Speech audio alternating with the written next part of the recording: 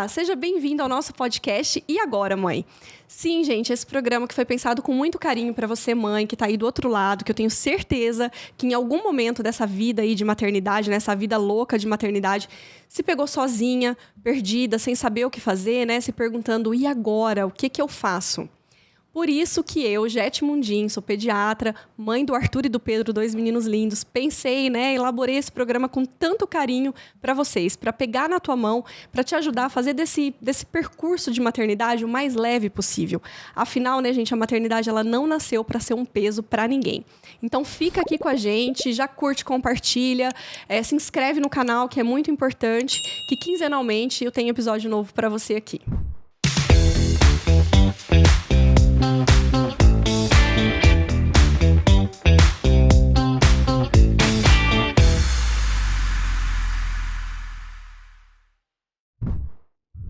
Gente, o episódio de hoje é um episódio importantíssimo, mas ao mesmo tempo que ele é muito importante, é um episódio muito pesado, tá? É um assunto difícil de ser tratado e que eu sei que famílias que passam, né, por tudo que a gente vai discutir aqui, são famílias que encontram muitos desafios aí do outro lado da câmera. E esse episódio ele foi pensado com muito carinho para todas essas famílias, que eu sei que se pegam perdidas mesmo. Hoje nós vamos falar sobre depressão e tentativa de suicídio, mortes por suicídio na infância e adolescência. E por se tratar de um tema tão importante e tão pesado, como eu disse, eu peço que vocês fiquem com a gente até o final do episódio. Porque a gente sabe, né, que quando é falado sobre esse tipo de tema, o algoritmo das redes sociais não entrega tanto o conteúdo quanto outro tipo de conteúdo. Então, você ficar aqui com a gente até o final, você curtir, comentar, compartilhar, isso é importante, né? O algoritmo entende que é um assunto, que é um tema, um vídeo importante e consegue fazer com que esse vídeo ele alcance mais pessoas, certo? E para falar sobre esse assunto, hoje eu trouxe duas convidadas, assim, sensacionais, espetaculares. Uma vocês já conhecem, né? Ela já tem cadeira cativa aqui, porque ela já veio e eu já disse para vocês que convidado bom tem cadeira cativa nesse programa, que é a Andréia Franco, que é psicóloga, especialista em terapia cognitivo-comportamental. Ela esteve aqui com a gente no episódio da sexualidade, que foi um episódio de muito sucesso, foi uma virada de chave, né, Andréia? E hoje, obrigada por você ter aceitado o meu convite, né? Por estar aqui de novo, para a gente falar sobre um tema tão importante, né? Sim, muito importante. Eu agradeço, né? Eu acho que é um assunto que a gente precisa falar. E, como você mesmo disse, né? Muitas vezes isso não é entregue nas redes sociais, né? Então, a gente vai pesquisar, às vezes a gente nem encontra. Por quê? Porque é algo que realmente, quem quer falar sobre isso? Quem quer falar sobre as tentativas de suicídio, ou sobre o suicídio, sobre depressão, né? Ainda mais na infância e na adolescência. Eu acho que isso gera um desconforto em todo mundo. Eu falo até... Eu tenho 19 anos de profissão. E até hoje eu sinto desconforto. Eu imagino. Né? Então, realmente, eu acho que é um assunto que precisa ser falado. Precisa mesmo, né? E também trouxe Carolina Gomes, Carol, né? Pra gente é Carol, a doutora Carolina, que é psiquiatra da infância e adolescência, né, Carol? Carol, que tem uma agenda também super apertada. Obrigada, Carol, por ter aceitado o convite, por estar aqui com a gente hoje. Obrigada, gente. Principalmente por falar desse tema, né? Que eu acho que vai ajudar muitas famílias, como você disse. Muitas famílias precisam saber como agir, saber quando procurar ajuda. Isso mesmo. E já vamos fazer propaganda. A Carol, que também grava um podcast aqui mesmo, né, nesse estúdio. Já é de casa também. Fala um pouquinho como que chama o seu programa, Carol. O podcast chama Além do Consultório. E o meu Instagram é psiquiatra.carolinagomes. Acho que é isso. Depois vocês olham. Depois ele coloca pra gente. E é legal, porque a Carol traz bastante temas, né, Carol, relacionado à saúde mental, né, da infância e adolescência. É muito legal. Essa semana saiu do transtorno alimentar, viu? Que você gravou junto. É legal. Já tá de cadeira cativa mesmo, aqui do estúdio, né? Não só do meu programa. Ficou muito bom. Ai, gente, então, mas nós estamos aqui, né, rindo, dando um pouco de risada, mas a gente precisa trazer os dados. E são dados que me assustaram, principalmente relacionados às tentativas de suicídio e às mortes por suicídio. Então, no Brasil, cerca de 1.000 jovens morrem todos os anos por suicídio. Se a gente for parar para pensar, são 3 mortes, né? Todos os dias, 3 jovens morrem no país por cometerem suicídio. Sim. No primeiro semestre de 2023, no estado de São Paulo, por dia, a gente teve mais ou menos 10 casos de autoagressão e tentativa de suicídio nessa faixa etária da infância e adolescência. Então, são números, assim, muito expressivos, né? E, além disso, a gente tem que lembrar que esses números de tentativa de suicídio são números subnotificados ainda. Esses números, na verdade, eles são números muito maiores, né? Porque, muitas vezes, a autoagressão, né, ou a tentativa de suicídio, ela dá entrada no pronto-socorro e, às vezes, por ingestão de medicamentos, acidentes, é notificado não como tentativa de suicídio, né? Mas como uso abusivo de medicações, alguma coisa. Então, esse número, na verdade, ele é muito maior, né? E isso me assustou. Ontem, quando eu estava vendo, estava comentando aqui com vocês, né? Quando eu estava lendo, assim, os dados, eu fiquei bastante assustada. 80% dessas mortes e dessas tentativas também, mais de 80%, elas ficam ali na faixa etária de 15 a 19 anos. E nessa faixa etária de 15 a 19 anos, pasme, o suicídio está entre a terceira maior causa de morte nessa faixa etária. Eu achei isso muito pesado, né? E aí eu queria começar perguntando para vocês, né? Para a gente falar um pouco sobre esse número expressivo de suicídio, de tentativa de suicídio, né? Por que esse número é tão alto nessa faixa etária? O que vocês acham que acontece com esses jovens, né? Para chegar a esse ponto de autoagressão. A gente vai falar um pouco até da diferença, né, Carol? Da automutilação, né? Da autoagressão com, de fato, a intenção de suicídio, né? Uma das questões, quando a gente pensa no adolescente, por que desse aumento, né? Acho que tem vários pontos. O primeiro deles é a gente pensar que o adolescente ou as principais pessoas que cometem suicídio têm um transtorno mental de base. Então, a primeira questão é, esse transtorno mental não foi identificado e não está sendo tratado. Ou está sendo tratado e mesmo diante de um tratamento, né, realmente essa pessoa chegou a essa questão de realmente cometer o suicídio. Um outro ponto é que na faixa etária da adolescência, existe a impulsividade, que é uma característica do próprio adolescente. Então, o adolescente, ele é naturalmente impulsivo, né? Se a gente for pensar, um adolescente saudável, rígido, ele reage às coisas mais impulsivamente. É aquele que vai querer fazer as coisas sem pensar. Por isso, é uma das características dessa faixa etária. Então, por isso, o suicídio nessa faixa etária é mais... realmente, as tentativas se consolidam um pouco mais. Por quê? Né? O adolescente, ele vai tentar, às vezes, impulsivamente, né? Diante de algum sofrimento ou de um quadro realmente psiquiátrico, uma depressão ou algo de base, e vai realmente consolidar esse suicídio. E até a busca da aceitação, né, Carol? Porque eu percebo, assim, que muitas vezes o adolescente, ele quer fazer parte de um grupo. Então, a gente vê muito esses desafios na internet, né? Para ser aceito, então ele precisa fazer algo ou se colocar em perigo, né? Como a gente já viu algumas vezes histórias, você precisa pular numa piscina ou pular num tanque, né? Enfim, alguma coisa assim, para poder ser aceito, né? Então, assim, também tem essa questão, que às vezes o adolescente ele nem está pensando no suicídio, mas ele acaba cometendo alguma atitude, né, por essa impulsividade, por não conseguir ainda pensar, né, ao certo, que é errado, enfim, buscando essa aceitação. Então, eu percebo hoje muito isso nos adolescentes, né, por conta dessa questão do bullying, dessa questão da busca de fazer parte de um grupo, né, e aí, às vezes, eles não conseguem identificar o que é realmente prudente ou não. E aí a gente entra nessa questão dessa diferença, né? Como que a gente diferencia o adolescente que de fato tem, ou a criança também, né? Que outro dado também, né? Que antes quase não tinha notificações de suicídio na faixa etária da infância mesmo, né? Ali menor que 10 anos. E essa idade, ela vem caindo, né? Vem aparecendo casos cada vez com crianças mais jovens. E aí, como que a gente diferencia, qual que é a diferença de uma mutilação, por que a criança ou o adolescente faz isso, ou daquele que de fato tem a intenção, né, de se matar?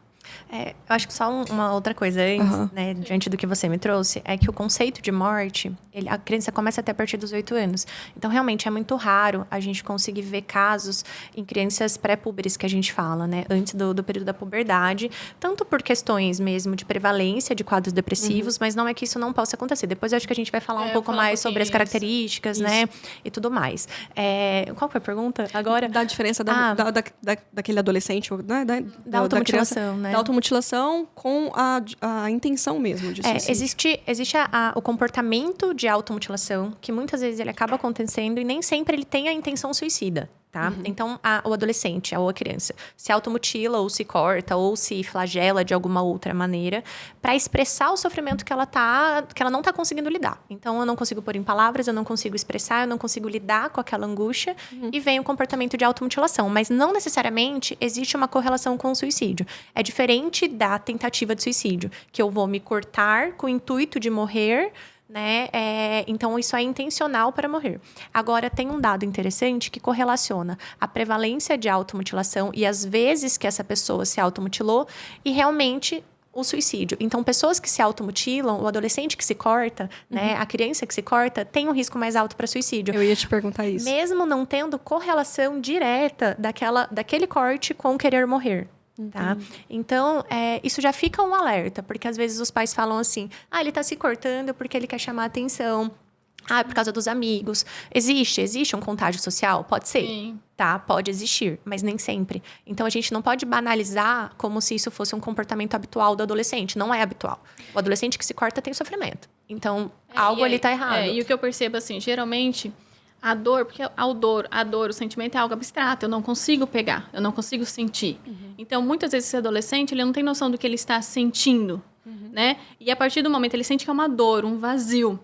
Então, quando ele se corta, né, ele tem algum ato de automutilação, essa dor acaba virando concreta. Ele acaba realmente sentindo essa dor, né? O termo que eu sempre uso, qual é o cuidado que eu preciso ter? Porque uma hora, ele vai errar a mão. Né? Também. E aí pode vir, sim, o suicídio. Por mais né? que ele não tenha essa intenção, às vezes ele não tem, né? porque quando chega o paciente, você precisa analisar se ele tem um pensamento suicida, se ele já está no planejamento, né? Ou se ele já está na fase da execução. Eu preciso tentar identificar onde esse meu paciente está. E muitas vezes o que automutila, ele não está nem no pensamento do suicídio, nem passou na cabeça dele. Ele só quer realmente tornar essa dor que ele sente em algo concreto, né? E é engraçado que eles fazem isso, muitas vezes se cortam, se machucam, se queimam. Sim. E essas marcas ficam aparentes. Isso depois traz vergonha para ele. Sim. Ele se esconde, tenta se fechar e acaba se fechando mais, sentindo mais dor, se mutilando mais e entra num ciclo Por isso também, que a gente tem né? que ter muito cuidado. Aquele adolescente que às vezes só tá com aquele moletom, nunca foi de usar. Tá um calor lá, 40 graus, tá com moletom o tempo todo, calça. Não deixa os pais verem ele de cueca ou, né, enfim, com as suas roupas íntimas. Começa a observar. Peraí, meu filho tá tendo uma tesoura dentro do quarto. Por que ele tem essa tesoura dentro do quarto? Por que essa tesoura amanhece no chão do quarto? Né? Então, eu preciso começar a ter esse cuidado, esse olhar. Né? Aquilo que a gente até falou várias vezes aqui no seu podcast, você fala. É esse olhar diferenciado dos pais. Né? A gente entender que não é uma fase. Porque o adolescente está trancado dentro do quarto, ok. Ok, mas dá uma olhada. Como que tá? Ele tá trancado nesse quarto. Né? E essa que você até estava falando, né, Carol, sobre isso de... Muitas vezes os pais acharem que... Não, ele está se cortando porque quer chamar atenção. Sim. Ou ingeriu grande quantidade de comprimidos, que isso é bem comum também da gente pegar no pronto-socorro. Eu digo, né, porque eu tô lá, a gente vê isso. Chegar a criança ou o adolescente, mais até o adolescente, que toma alguns remédios. Como que a gente diferencia se ele só quer chamar a atenção, e eu não tô falando isso pejorativamente, eu estou dizendo que é um pedido de socorro, talvez, né? Olha a que ponto eu cheguei. Às vezes ele se sente tão desamparado, né? Pode ser o sentimento do desamparo, né? Que aí, às vezes, pode ser realmente um modo dele chamar a atenção para o sofrimento dele, né? Para que alguém enxergue esse sofrimento. E não só no modo de, eu quero fazer modinha. Eu acho que é isso, mais ou menos, que você está querendo dizer, Exatamente. Né? Eu acho que tem as duas colocações, né? De ser um pedido de socorro, ele não ter aquela intenção de se matar, mas mostrar, olha, eu estou sofrendo de verdade. Mostrar isso para os pais. Tem a segunda possibilidade de, eu quero tal coisa, eu não consigo com o meu pai ou com a minha mãe, e usar isso como ferramenta para coagir os pais. E, de fato, a intenção mesmo de se matar. Eu imagino, né, meus filhos são pequenos, não passei por isso, mas eu fico imaginando se eles fossem adolescentes e passassem por isso. Eu acho que é muito difícil. Como que o pai consegue ter essa diferenciação? Eu acho que o primeiro ponto, né? O suicídio, a depressão, na verdade, a depressão no adolescente, ela é subdiagnosticada. Então, a depressão, ela muitas vezes passa despercebida, principalmente nessa faixa etária da infância e adolescência. Exatamente por isso. Porque, às vezes, os pais não identificam, eles acham que isso é parte da faixa etária, que esse comportamento é esperado. Quando a gente pensa nesse tipo de comportamento, na automutilação, nas tentativas de suicídio, do tipo, tomei medicamento, mesmo que não seja uma tentativa letal, tá? Às vezes, para aquele paciente, isso é letal, tá? Diante da percepção. Então, por exemplo, para uma criança, às vezes, tomar, sei lá, 2 comprimidos de dipirona seria letal para aquela criança dentro do entendimento dela. A partir do momento que a criança ou adolescente tem este comportamento, eu sou do seguinte pressuposto: não é para chamar atenção só. Alguma coisa está errada. E se é para chamar a atenção, é para chamar a atenção porque algo está errado. Porque um adolescente saudável não vai tomar comprimidos ou não vai ficar se automutilando. Para coagir o pai em alguma situação, né? Ele vai verbalizar, né? Ele vai verbalizar, ele vai falar, ele vai se comunicar com estes pais ou ele vai conseguir pedir ajuda de alguma maneira, né? Diante deste sofrimento. Então, de qualquer maneira, já é um adolescente que precisa de um atendimento, de uma ajuda, tá? Então, é negligência se você vê uma criança ou um adolescente se cortando e falar, ele sempre faz isso e tá tudo bem, é o jeito que ele lida com as coisas. Não é. Porque não é um jeito saudável. É um jeito que, em algum momento, pode ir para um comportamento mais grave ou gerar uma consequência mais grave. E é o que você falou também dos cortes, né? Eu tenho uma paciente que ela tinha comportamento de automutilação, já acompanho ela há vários anos, assim. E agora, isso não mais faz parte, né? Ela tá bem, melhorou, tá ótima, tá tudo tranquilo. E ela tá fazendo laser para ver se ela consegue tirar essa marca que ficou. Porque naquele momento, era a maneira como ela tinha para poder expressar o que ela sentia. Neste momento, aquilo não faz mais sentido para ela, né? Só que a cicatriz ficou. E não é só nos braços, né? Como a Andrea falou, da questão nas coxas. Às vezes eles se mutilam em locais escondidos, né? Onde os pais não conseguem enxergar. Exatamente assim, não quero pôr biquíni, não quero mais usar, não quero que me veja, sei lá, de cueca, de calcinha, porque vai aparecer o corte. E aí uma dúvida, assim, como mãe, até vou perguntar, eu até falei para vocês que eu faria muitas perguntas aqui, não como médica, né? Mas como mãe. Para essa família que está vivenciando isso, né? Então, ele tem que valorizar qualquer tentativa ou qualquer automutilação, tem que valorizar, levar, fazer o atendimento. Não super valorizar, mas valorizar o suficiente para buscar ajuda necessária. Então, Andréia, aí a minha dúvida, assim, como que esse pai, por exemplo, ele tem que lidar... Qual seria o melhor... É até difícil perguntar isso para vocês, mas assim, qual seria a melhor atitude desse pai em casa? Porque muitas vezes esse jovem, por exemplo, ele não quer levantar para ir para a escola. Não só o que tenta suicídio, mas o que está passando por um transtorno depressivo, né, com ansiedade. Ele não quer levantar para ir para a escola. E aí ele fala, não, eu não quero ir, não quero. Aí o pai, ele fica naquela situação. Eu devo ir lá, pegar pelos cabelos e obrigar a ir para a escola.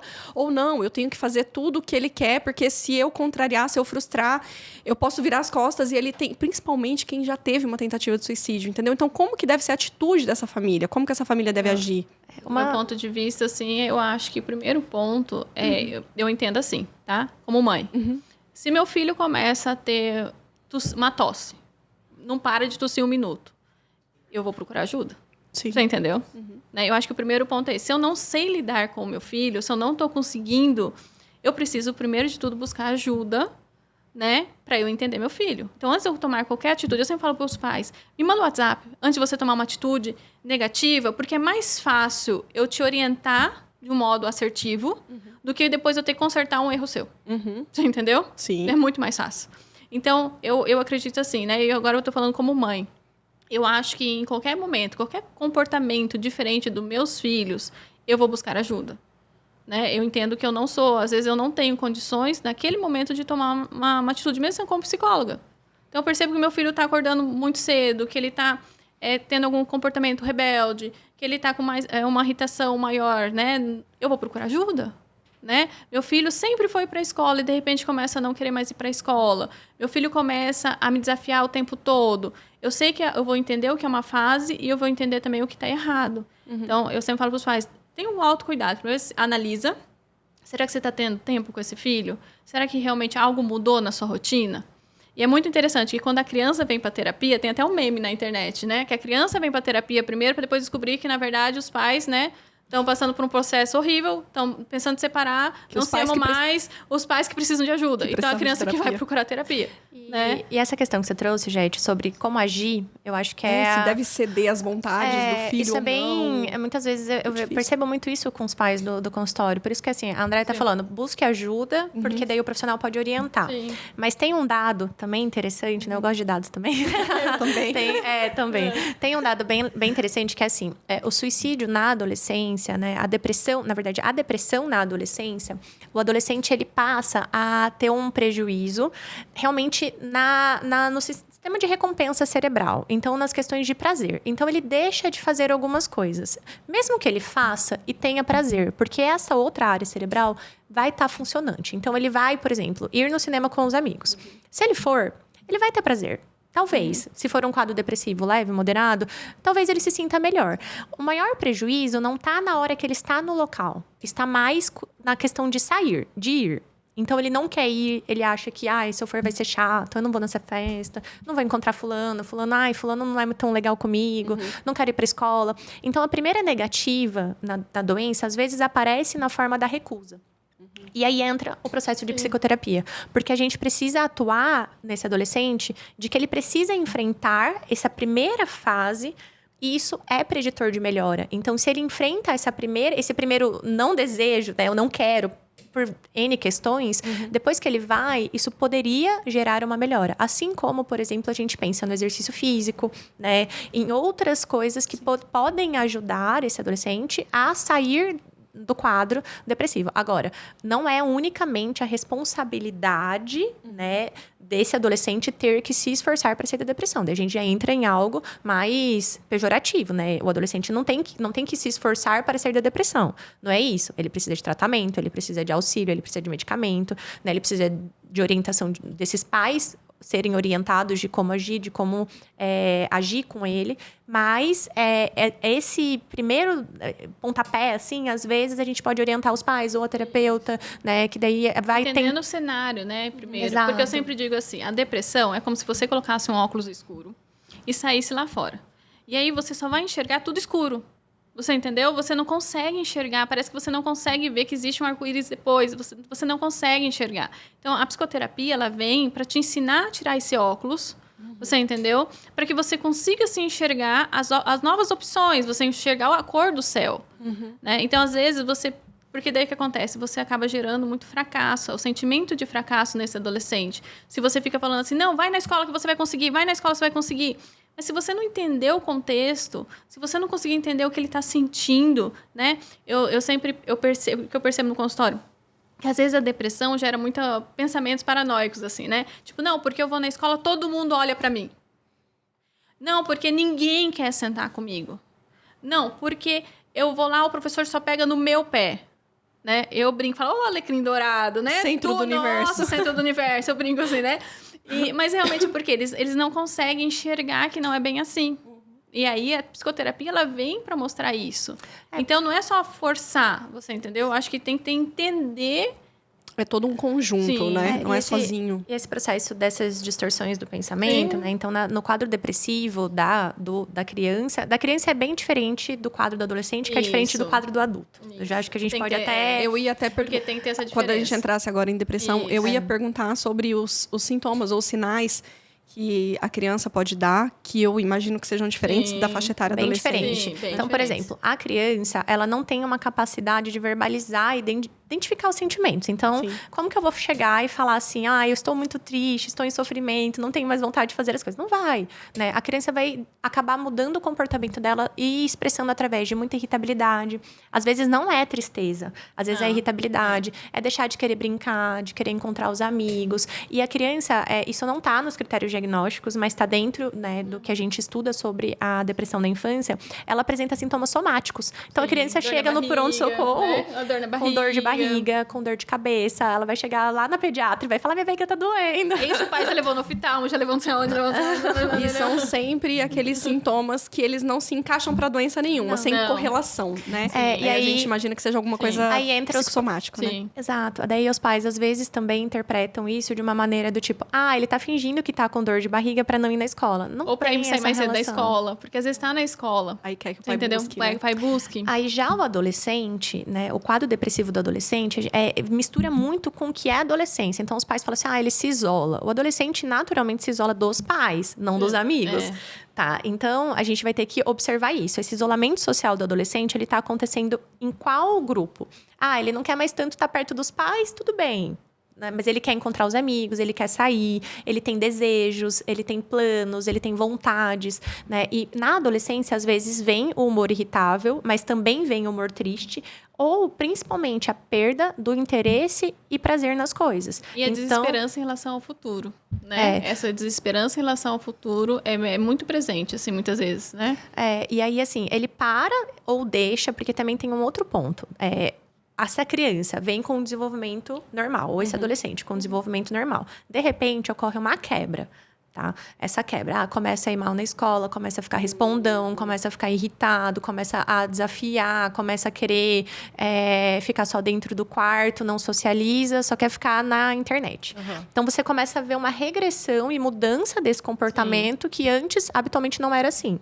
É diferente de uma criança que sempre teve problemas de aprendizado e, ok, isso é um contínuo, né? No quadro depressivo, a gente consegue ver que foi acontecendo um processo e uma piora e esse sintoma foi aparecendo. Isso, às vezes, é muito difícil, como é aos poucos que vai se instalando, né? Essa condição.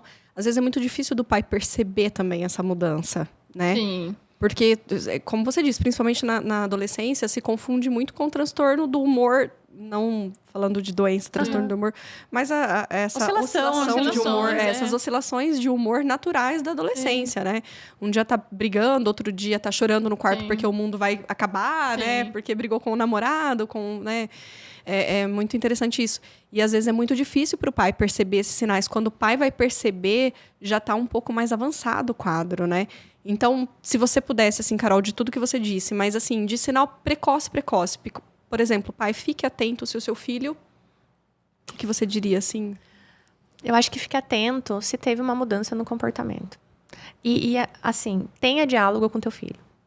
Que eu acho que o que eu percebo muitas vezes se a família não tem diálogo e abertura para falar sobre os sentimentos, esse quadro vai passando despercebido, e esse adolescente não tem essa abertura para chegar para os pais e falar, eu tô estranho, tô meio triste, tô sentindo algo ruim, assim, dentro de mim, eu não tenho vontade. Eu acho que eu não tô bem. Agora, se é uma família que não tem abertura para falar de sentimento, fica mais difícil, porque daí esse adolescente vai se fechando, vai se excluindo mais desse núcleo familiar, né? E se voltando muito mais para ele mesmo, ruminando pensamentos. E aí, sim, o quadro vai se intensificando mais ainda. E talvez uma coisa que eu vou dizer leigamente. Seja próximo dos amigos dos seus filhos, né? Com certeza. Eu falo lá em casa que eu quero que a minha casa seja o point Sabe da por quê? molecada, Porque, entendeu? na verdade, às vezes tem um amigo que chega e fala assim, tia, fulano não quer mais sair comigo, tia, fulano não atende mais as minhas ligações, fulano, sabe assim? Tá estranho, se afastou, tia, tá na brigando escola, ele fica muito. sozinho, você entendeu? Eu não sei mais o que eu faço, então tem essa questão, lógico, você ter amizade. Mas isso é aquilo que a gente já falou em né? A gente tem que construir uma relação com nossos filhos. Só que sabe o que eu tenho percebido muito? Os pais, eles não conseguem identificar nem as próprias emoções. Então, eu tenho trabalhado muito no consultório isso, na hora que eu faço treinamento dos pais, o manejo parental, dos pais conseguirem identificar o que eles sentem em relação àquele filho. Porque eles não conseguem identificar. Então, as crianças pequenininhas, de 4, 3 anos ali, 5 anos, que você começa a ensinar sobre as emoções, eu falo assim, papai sente raiva? Não, papai nunca teve raiva. Papai tem medo? Não, papai não tem medo. Papai é muito corajoso, ele não tem medo. Aí eu preciso ensinar... Aí a mãe geralmente fala assim, Andréia, realmente, a gente não fala sobre isso, né? O meu marido, nossa, muito pelo contrário, ele nunca fala sobre medo, fala que papai é super corajoso. Eu falei, então começa a falar Começa você também a falar sobre as suas verbalizar, emoções. né? Para o seu E filho até- conseguir identificar e conseguir falar com você. E até assim, a criança, quando ela tem quadros de muita irritabilidade, ou que ela... os pais, eles têm que traduzir o que aquela criança tá querendo dizer, né? Sim. Filho, eu sei que você tá triste por causa disso. Eu sei que Sim. você tá irritado ou está bravo por Comigo. causa que Sim. tal coisa. Se a gente ensinar essa expressão dos sentimentos, essa construção ao longo do E tempo. o acolhimento das emoções. Então, eu tenho uma vez, eu trabalhei muito com uma criança sobre a tristeza. E geralmente eu dou um feedback para os pais, para que ela possa chegar e contar para os pais. Porque qual que é o meu trabalho, né? Tornar com que o meu paciente ele se torne seu próprio terapeuta. E os pais consigam ser essa fonte, né, de apoio para os filhos. Então, por isso que eu tento trabalhar sempre em conjunto. E eu falei, então, começa a expressar para sua mãe a tristeza. Só que nisso eu mandei um áudio para a mãe, né? E a mãe esqueceu de escutar, enfim, foi buscar a filha na escola. A filha entrou dentro do carro e falou assim, mãe, hoje eu estou muito triste. A mãe falou, quê? Triste? Triste por quê, minha filha? Olha o carro que você anda, olha a escola que você frequenta, olha nananana, você tem tudo que você quer. Eu, Aí depois ela escutou o áudio e falou assim, Andréia, acabei com o seu trabalho, eu pisei na sua plantinha total, e agora o que eu faço, né? Então, esse acolhimento das emoções, né? Porque, assim, é uma construção, não adianta eu chegar, eu nunca nem conversei com meu filho, eu nunca olhei na cara do meu filho, eu mal e mal parei para sentar com meu filho, e com 15 anos, e aí, filho, o que você tem sentido? Cadê o vínculo? Então, isso vem Né? de Isso é uma construção, berço, né? Literalmente. é uma vem, né? construção, né? E o acolhimento, ele tá com raiva, tá tudo bem sentir raiva. Então, até a Carol falou, o que eu tenho que observar? O comportamento. Então, eu sempre falo com meus pacientes, o pensamento é difícil a gente identificar. O sentimento também é difícil, é um treinamento. Agora, o comportamento, a gente, pega na hora. Só que para você identificar uma mudança do comportamento do seu filho, você tem que estar próximo a ele, você tem que conhecer o comportamento habitual do seu filho. Então, Sim. se você é distante, você vai passar batido, né? Sim. E quando, Andréia, por exemplo, tem muito caso de adolescente, principalmente, né? Que eles acham que eles mandam no próprio nariz. Sim. Todos já fomos. Sim. Mas eu digo assim, que eles têm muita resistência, né? Com a terapia, com o tratamento. Às vezes, o pai, ele até percebe essa mudança de comportamento. Ele percebe, ou às vezes, na primeira tentativa de suicídio, por exemplo, eu vejo que muitos pais, eles vão se dar conta mesmo daquilo que está acontecendo quando, de fato, acontece uma tentativa de suicídio, uma mutilação, alguma coisa assim. E o pai, nessa situação, né? Eu vou te levar, vamos buscar ajuda. E o adolescente, muitas vezes, ele se nega a isso. Como fazer? Eu tenho que obrigar esse adolescente a ir sentar na frente da psicóloga? E aí, ele vai se abrir? Ele vai conversar? Como que é feito? Geralmente, assim, o que acontece? Eles têm uma crença de desconfiança muito ativa, né? Então, o que acontece? Eles acabam indo, obrigado, sim, porque eu acho que o pai tem que obrigar, né? Aí uma psiquiatra, né? Primeiro vai no psiquiatra. Eu sempre falo, leva no psiquiatra, porque eu acho que a medicação é essencial, né? Porque a medicação vai conseguir tratar os sintomas, tá? E aí vai amenizar até para ele conseguir chegar na terapia, né? Então, o primeiro ponto é ir no psiquiatra. Não tem como tratar uma depressão grave nesse ponto sem ir no psiquiatra. Segundo, na terapia, geralmente, o que eu tento trabalhar com eles? A desconfiança. Eu não chego falando, e aí, você tentou realmente cometer o suicídio? Como que foi? Entendeu? Nunca, né? Eu tento mostrar primeiro que eu tô lá por eles, né? Eu estou aqui por você, eu não tô aqui para aliviar o sofrimento do seu pai, e sim o seu, né? Eu tô aqui por você. Então, eu crio primeiro um vínculo com esse meu paciente, tá? Eu tento entender do que ele gosta, do que ele não gosta, eu tento puxar assunto. Muitas vezes eu brinco assim, que eu vou igual mingau quente, sabe que a gente vai comer nas beiradinhas? Sim. Até eu conseguir ganhar essa confiança desse paciente, tá? E aí, realmente, quando a gente ganha a confiança, aí fica muito mais fácil. E eu sempre digo para eles assim, deixa eu te conhecer, deixa eu te avaliar. E aí, depois, você decide se você quer fazer terapia comigo ou não. Tudo bem? Me dá a chance. E aí, quando eu faço isso, quando chega até, eu faço, geralmente são 6 sessões, né? Na 5ª sessão, eu falo para ele, e aí? Eu tenho que dar uma devolutiva para os seus pais, eu preciso dizer como eu vou te tratar, eu preciso montar meu plano de ação. O que você quer? Você quer continuar comigo?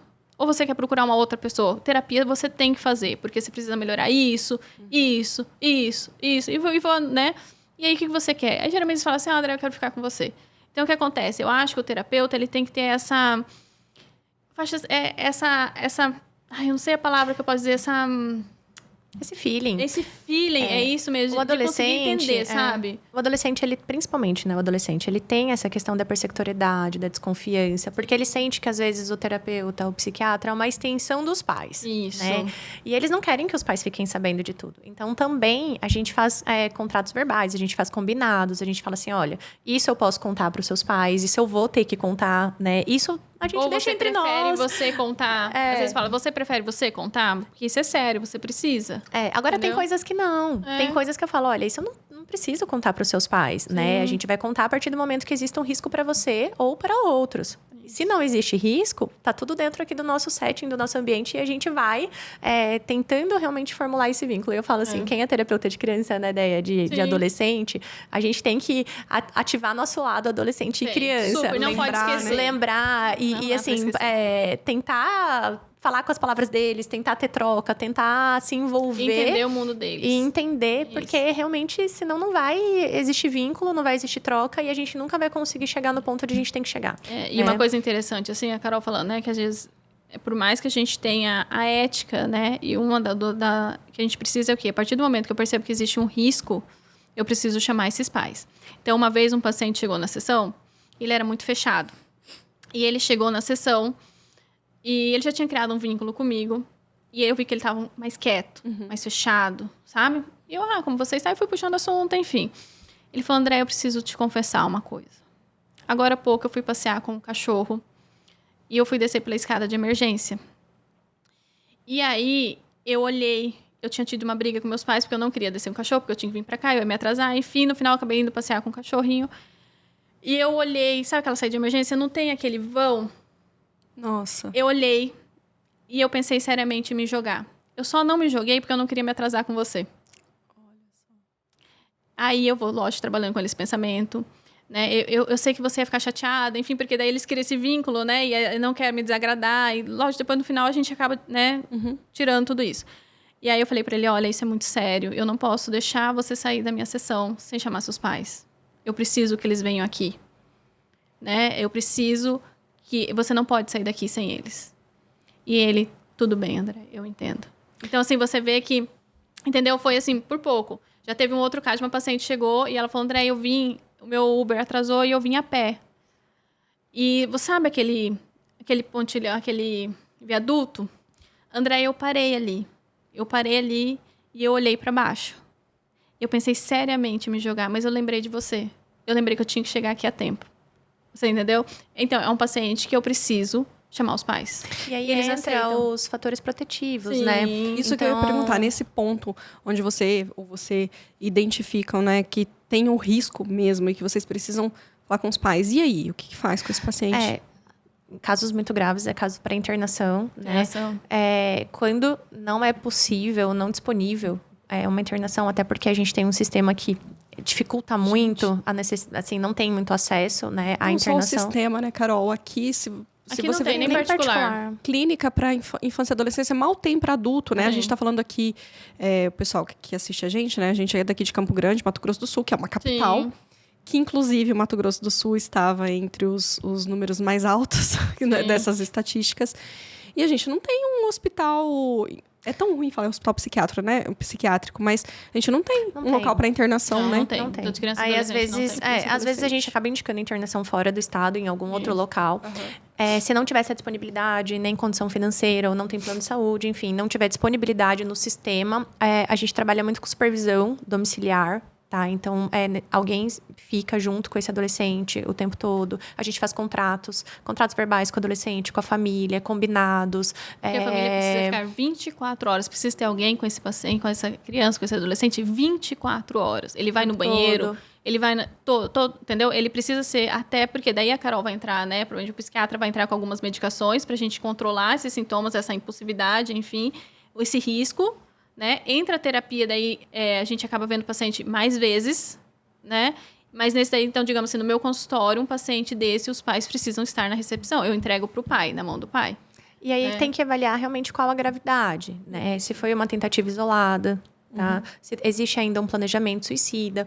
E a outra coisa é a participação dessa família mesmo. Então, por exemplo, não deixar acesso a medicamentos ou a meios letais, né? Ter toda janelas. Ter todo um aparato externo para proteção deste adolescente. Porque mesmo que ele não tenha... ele teve uma tentativa. Mas eu não tenho um novo planejamento. A gente está falando de um adolescente que é impulsivo e que é reativo. Então, acontece alguma situação. Briga com uma namorada, acontece uma briga com os pais. Uma briga com os pais, como ele é muito reativo, existe a chance desse adolescente tentar novamente. Naquela impulsividade. Então, na impulsividade. Naquela ânsia de alívio momentâneo da dor. E por isso a gente tem que ter todo esse aparato e realmente uma pessoa de confiança que vai ser a pessoa desse adolescente, que não seja outro adolescente, né? Então, para quem você pode ligar, para quem você pode comunicar, para quem você pode falar quando você estiver em momentos de crise. E o acolhimento na hora da crise. Porque daí entra, né?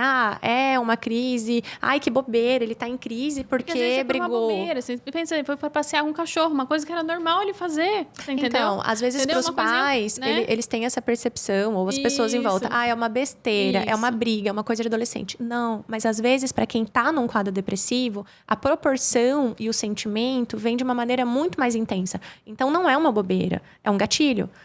Tá? Então, esse gatilho pode gerar a dor, o sofrimento e ativar o pensamento. Então, a gente tem que ter muito cuidado nesses casos, até na indicação mesmo de um quadro que precisa de uma internação, porque existe também todo um estigma com a internação, com os ambientes onde essa internação é feita. O retorno depois desse adolescente, ele pensa, né? Vão dizer o quê? Que eu tô indo no psiquiatra, ou que eu vou ficar... Sim. E, às vezes, precisar de uma babá, né? Não, é o que eles ficam loucos. Eles ficam loucos. Isso eu acho que deve fazer eles se fecharem mais ainda. Existe um estigma muito grande em falar sobre a depressão na infância, principalmente, e na adolescência. Porque a gente, naturalmente, a gente pensa assim, poxa, é criança, é adolescente, não tem preocupação. Não tem que ter sofrimento. Então, não tem que ter depressão. Mas existe, e os quadros estão cada vez mais intensos, mais graves e menos, né, a questão do subdiagnóstico que a gente vem falando. Então, até chegar ao extremo que é o suicídio. Então, a gente precisa pensar que, assim, gente, não tem mais que ter esse estigma, isso já passou. Né? Não tem mais que ter medo de ir no psiquiatra, nem todo. E às vezes, os pais têm tantas crenças e medos do tipo, eu vou ter que medicar, o remédio vicia. Gente, só pega a opinião, conversa, nem sempre usa remédio. Às vezes, uma mudança ali, em uma coisinha, já melhora. Né? E a terapia em si, né? Às vezes, então, assim, a Carol mesmo, ela, muitas vezes, em alguns casos, que ela percebe, né, que os pais têm um grande preconceito em relação à medicação, ela fala, então vamos começar a terapia? Né? Ela percebe que não existe um risco tão grande. E aí, com a terapia, André, eles estão com uma dificuldade de aceitação da medicação. E eu começo a trabalhar isso com os pais, o quanto é importante, eu tento explicar de alguma maneira. E aí, os pais começam a aceitar essa medicação, até porque vai ser uma melhora muito mais rápida. Né? E aí, para a gente falar até em questão de tratamento, né? Para esses casos de depressão, de suicídio e de tentativa, desculpa. Para esses casos de depressão, de tentativa de suicídio, ou até mesmo ansiedade, que tem um diferencial também, né, Carol, do transtorno de ansiedade com a depressão. Depois a gente pode falar um pouquinho, mas só para finalizar essa parte do tratamento, o mais indicado é essa terapia combinada. Então, psiquiatra, psicólogo, melhores amigos. Depende. A gente classifica a depressão como leve, moderada e grave. Tá? Quando a gente tem... E depressão psicótica, enfim, né? Quando a gente tem um quadro leve, a gente consegue, só com modificações do ambiente, modificações de estilo de vida e psicoterapia, ter uma resposta. Quando a gente fala de depressão moderada grave, a gente precisa do tratamento medicamentoso. Aí sim a gente entra com medicamento associado à psicoterapia. Geralmente a linha da TCC é a mais indicada em casos mais de pontuais de doença, né? Além disso, exercício físico, orientação de pais, porque não se trabalha com criança e com adolescente sem orientar os pais. E às vezes a gente também pensa naquele paciente que abriu um quadro depressivo, mas continua numa situação de sofrimento. Então, por exemplo, se a gente não fizer a avaliação ambiental desse paciente, a gente não entende o que está acontecendo. Então, alguns casos não têm uma relação com o ambiente, outros têm. Então, às vezes, o adolescente está inserido numa escola em que está tendo um caso de bullying, um caso de cyberbullying. Às vezes, esse paciente está dentro de um ambiente doméstico, onde existe violência. Ele está dentro de um ambiente negligente ou de um ambiente... De um relacionamento tóxico, abusivo, né? Então, a gente tem que avaliar esse ambiente e proteger esse adolescente, no máximo, para esse ambiente ser um ambiente saudável para ele. Então, se eu tô falando de bullying, então, peraí, o que a gente vai agir? Dentro da escola, a gente vai pensar numa mudança de escola, a gente vai fazer qual tipo de política vai ser feita para ele sofrer menos nessa situação e ter um enfrentamento melhor do que está acontecendo. O bullying é uma das causas de depressão na idade da infância. Né? Os pais brigam, tem violência doméstica. Então, como a gente pode acolher essa família e orientar um tratamento para essa família, ou que solução a gente pode auxiliar para essa família ser uma família que vai ser uma família que pode acolher de fato. Eu sempre gosto de usar a expressão, né? Às vezes a gente vai ter que limpar o aquário, né? Não dá para sobreviver dentro de um aquário sujo. Então, perfeito. Eu preciso realmente olhar todo o ambiente. E uma das coisas que eu achei interessante, pesquisando mais sobre o assunto, é o quanto é importante trabalhar a família, a escola. Né? A família, a escola é extremamente... Então, eu faço questão de ir na escola. Sim. Sabe? E de conversar. Porque, às vezes, eu chego e falo assim, tem como mudar fulana de lugar? Né?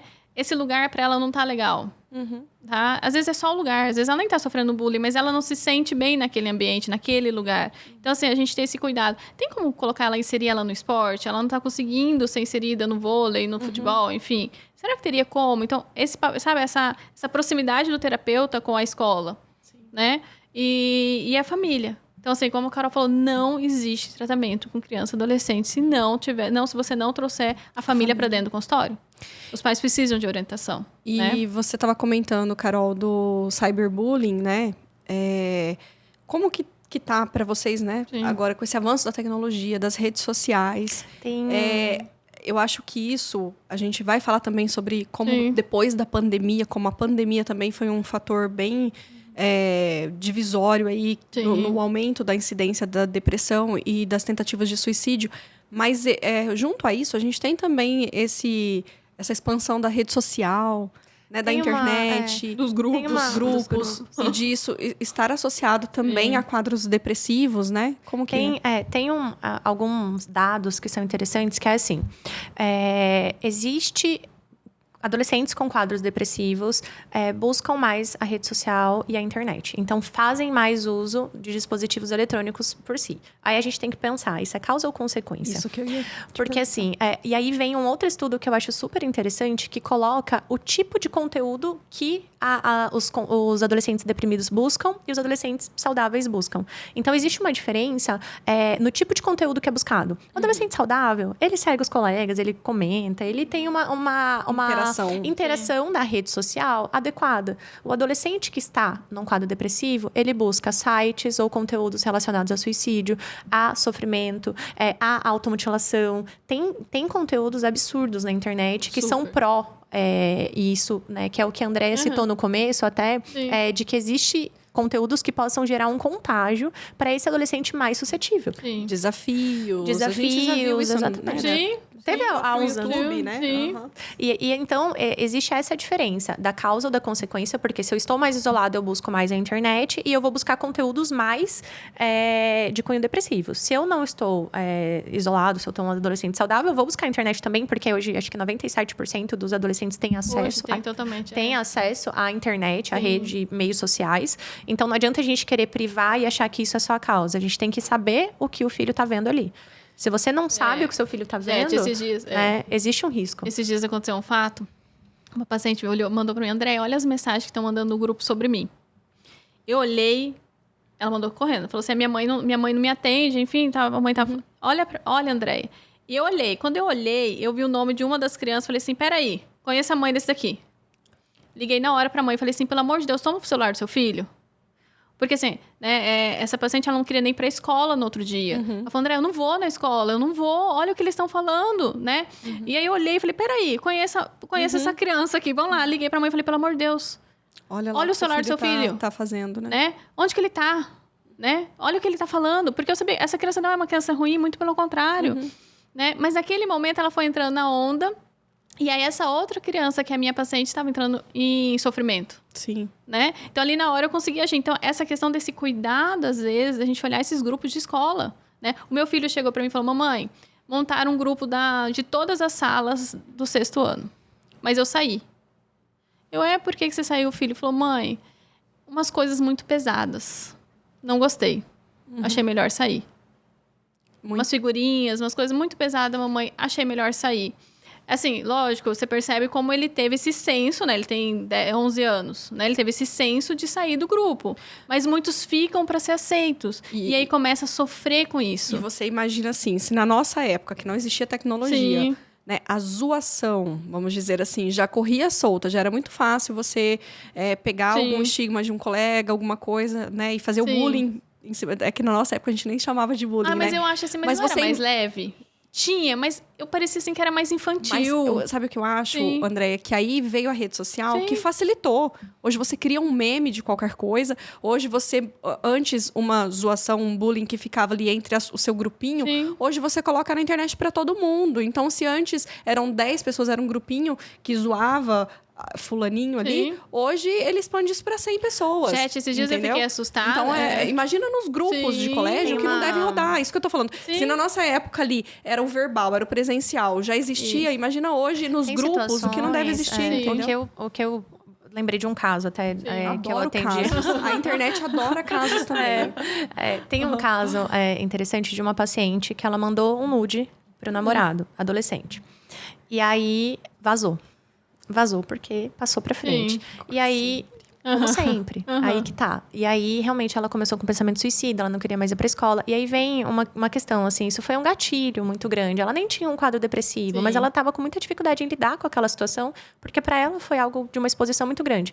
Isso é uma exposição realmente dentro do ambiente escolar. Isso vazou, ela ficou em muito sofrimento. A vergonha, Aí a gente, né? daí a mãe não tinha descoberto, demorou muito tempo para poder saber. Então, daí a gente já pensa, né? A gente tem que trabalhar muito com a parte da prevenção. Não adianta a gente pensar, nasce a consequência. Depois nasce a consequência, beleza, vamos ter que lidar com isso, vamos ver o que dá para fazer. Mas e se a gente tivesse trabalhado isso antes? Então, primeiro, o porquê que mandou o nude? Aonde está, né, a orientação, a fiscalização desses pais em relação à orientação, como usar a rede social? Porque o adolescente, ele não tem maturidade para usar uma rede social, então ele não sabe o que ele está fazendo. Então, como usar os meios eletrônicos? Isso tem que ser orientado para os filhos, assim como sexualidade tem que ser falado, assim como a gente fala sobre todos os outros. Não anda sozinho na rua, não aceita comida de estranho, né? Então, isso tem que ser orientado desde pequeno, porque existiu essa quebra na sociedade das pessoas que viveram sem internet e das pessoas agora que já nasceram com a internet. Então, se não tiver uma orientação disso, esses adolescentes eles vão se colocando em situações que depois fica muito mais difícil para a gente tentar abordar e agir, né, em E eu cima acho disso. assim, e não tem como os pais terem esse preconceito, tipo, meu filho não vai ter WhatsApp, meu filho não vai ter celular, meu filho não vai... Não. Porque assim, na verdade, hoje, tudo tem grupo. Você entendeu? difícil, então, né? às vezes o professor manda a tarefa pelo grupo. Sim. Então, como ele não vai ter? Às vezes eu tô no meu trabalho, não tem como eu pegar o celular. Então, eu preciso orientar meu filho. Então, você vê, ele já me contou depois que ele saiu. Aham. Então, essa orientação dos pais, né? De como eu vou me expor na internet, de quanto isso é perigoso, né? O quanto eu posso até fazer mal para uma pessoa. Então, um fato interessante, esses dias aconteceu uma situação e eu ajudei uma menina que caiu na rua e eu ajudei ela, enfim, eu percebi que ela não estava muito bem. E depois eu fui tentar descobrir, né? Levei para emergência, tudo. Depois eu fui tentar descobrir o nome dela, porque eu queria muito saber, porque eu percebi que ela estava num sofrimento, sabe? E aí eu fui perguntar para alguns pacientes, para algumas pessoas, se sabia o nome dessa menina. E todo mundo falava assim: não, a gente só sabe o apelido dela. Todo mundo só me falava o apelido dela. Mas ninguém sabia o nome dela. Olha só. Você entendeu? Então, aí eu entendi o sofrimento dessa menina. A hora porque eu peguei, né? Eu ajudei ela, né? Então, assim, esse cuidado. E aí os pais me contavam o apelido dela. Falavam, eles não sabem o nome, mas só sabem o apelido. E, tipo, era um apelido feio, pejorativo. Você entendeu? E aquilo eu falei, poxa vida, e esses pais? Cadê a orientação desses pais? Gente, mas agora falando disso, assim... Porque eu me assustei. Eu fui uma pessoa que eu sofri muito bullying por causa do meu nome. Sim. Né? Jet. Você imagina todas as rimas que já fizeram com o meu nome durante a minha infância, adolescência. Mas eu sempre... Não é todo mundo que é assim, né? Às Sim. vezes, pra mim, isso nunca me impactou. Eu levava isso na brincadeira, eu brincava. E talvez também por isso que também não ficava tão pesado, né? Sim. Porque eu não Mas aí pegava vai, pilha. Só que cada um é de um jeito. Às vezes, o que parece banal pra gente, né? Tipo Sim. assim, vai encrencar por causa do nome. Para mim, isso Sim. era tranquilo. Mas talvez para um outro temperamento, uma outra Porque criança, essa criança um outro já vem no adolescente, aquilo sofrimento. já é E ela já pesado, vem né? no sofrimento em casa, às vezes já acontece algumas outras coisas. Às vezes os pais não dão tanta importância para aquilo ali. Então, digamos assim, se meu filho fala, mamãe, me chamaram disso. Ah, filho, eu acho que você tem que reagir assim, né? Eu acho que você tem que fazer dessa maneira. Uma vez o Nicolas chegou para mim, ele era pequenininho, e falou, mamãe, o fulano me chamou de burro. Falou que eu sou muito burro. Aí eu falei, e você? Ele falou assim, se eu fosse burro, eu não tirava só 10. Falei, então ótimo, entendeu? Porque assim, então, na verdade, eu quis, né, entender o que ele tava falando. Falei, ótimo, filho, é isso mesmo, né? É nas palavras que a gente vai conseguir se defender, e não na agressividade. Então, eu percebo, assim, essa naturalidade, sabe? A gente conseguir entender o que tá acontecendo no ambiente, Vai né? muito de cada um, né? Eu acho que talvez até por características suas mesmo, Jete, de você Isso. ser mais comunicativa, mais expressiva. E dependendo das características inatas de cada uma das cada um, crianças. Tem crianças que são mais introspectivas, que são mais sensíveis, que realmente... Acho que cada um é cada um e cada um reage de uma maneira. Algumas crianças reagem muito bem, Sim. né? Outras crianças ou adolescentes, eles guardam, eles ruminam aquilo, fica Eu sei pensando. que vocês não gostam muito dos temperamentos, Não. né? Eu sei, mas eu adoro temperamento. Não. Nem vamos entrar nesse Não, é assunto. que eu não digo assim, o temperamento eu não acho que ele vem pra definir alguém, sabe? Mas, por exemplo, né, o melancólico, eu sou sanguínea, o melancólico ele guarda pra si, mas tá bom, a gente não vai falar sobre temperamento. Eu falo de temperamento, a Daiane quer me enforcar quando eu falo pra ela alguma coisa de temperamento. Ô, Carol, e você tava falando aquela hora sobre a depressão na infância, né? Então, existe, mesmo que exista esse preconceito de dizer que a criança não tem preocupação, então ela só brinca, a criança é feliz naturalmente, existe depressão na infância. Sim. Existe. E na maioria das vezes a depressão na infância, né, ela não é tão comum. Então, assim, a falar... Não é uma coisa que a gente vê com frequência, mas ela existe, E tá? por quê? Qual que é a causa dessa depressão? Na maioria das vezes, a gente tem fatores genéticos. Então, a gente está falando de pais que têm depressão. Tem estudos que colocam, por exemplo, famílias com filhos que foram adotados. E mesmo os pais, no ambiente, tendo depressão, mesmo não tendo a carga genética, existe uma chance maior dessa criança ter depressão. Então, existe a carga genética, existem as questões parentais, ambientais, né? Questões relacionadas à violência, como a gente já citou. Então, a violência tem relação, crianças que sofreram maus tratos. Existem características realmente da própria criança. E uma coisa que é interessante, que a gente estava falando, né? Características inatas dessa criança. Então, às vezes, é uma criança que tem uma maior timidez, mais dificuldade de enfrentar determinadas situações, Sim. é mais fechada, dificuldade de expressão de sentimentos. E a depressão, tanto na infância quanto na adolescência, ela tem muita correlação com comorbidades. O que é isso?